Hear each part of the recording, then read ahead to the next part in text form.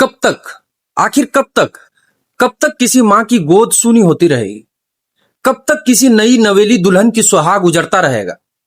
और कब तक किसी परिवार के जवान बेटे को लाशें उठाते रहेंगे? कब तक सरकारें सिर्फ संवेदना व्यक्त करती रहेगी? दोस्तों, नारायणपुर पेट्रोल पंप के पास जो हादसा हुआ वो सिर्फ एक सड़क दुर्घटना नहीं थी, बल्कि हमारे समाज, हमारी संस्था के लिए एक बड़ा सवाल है। बुडबरिया गांव के दो नौजवान की जान चली गई। दोनों गरीब परिवार से थे, दोनों की हाल ही में शादी भी हुई थी, घर में खुशियां थे, सपने थे, जिम्मेदारी थी, लेकिन एक पल में सब कुछ खत्म कर दिया। बताया जा रहा है कि बाइक तेज रफ्तार में थे, एक टोटो को ओवरटेक करने की कोशिश हो रही थी, सामने से एक वैन आ रही थी। वैन को देखकर बाइक सवार घबरा गए और बाइक से गिर गए। वैन चालक बचाने की कोशिश करते हैं, लेकिन उन पर चढ़ गए। सबसे बड़ी बात, दोनों ने हेलमेट नहीं पहने थे।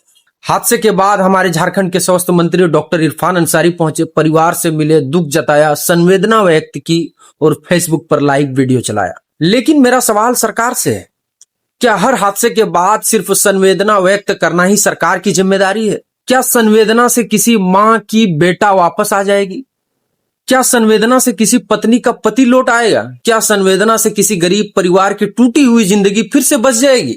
देश की रिपोर्ट बताती है कि भारत में हर साल लगभग 1,70,000 से ज्यादा लोग सड़क हादसे में अपनी जान गंवाते हैं। यानी औसत हर दिन करीब 460 से ज्यादा लोग सड़क दुर्घटना में मारे जाते हैं। और इन मौतों में सबसे ज्यादा संख्या दोपहिया वाहनों चलाने वाले की होती है।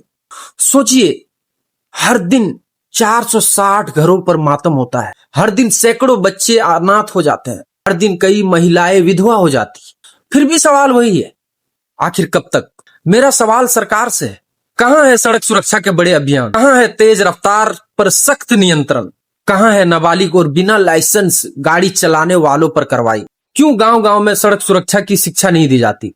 क्यों हेलमेट ना पहनने वालों पर खिलाफ लगातार अभियान नहीं चलाया जाता? और मेरा सवाल समाज से भी है, हम अपने बच्चों को हजारों रुपए का बाइक खरीद कर देते हैं, लेकिन क्या हम उन्हें जिम्मेदारी भी देते हैं? क्या हम कहते हैं कि बेटा हेलमेट पहनकर जाना? क्या हम कहते हैं कि बेटा तेज रफ्तार मत चलाना, घर पर तुम्हारी मां इंतजार कर रही है? नहीं, हम सिर्फ गाड़ी देते हैं, फिर हादसा होता है और उसके बाद सिर्फ आंसू पोंछते हैं।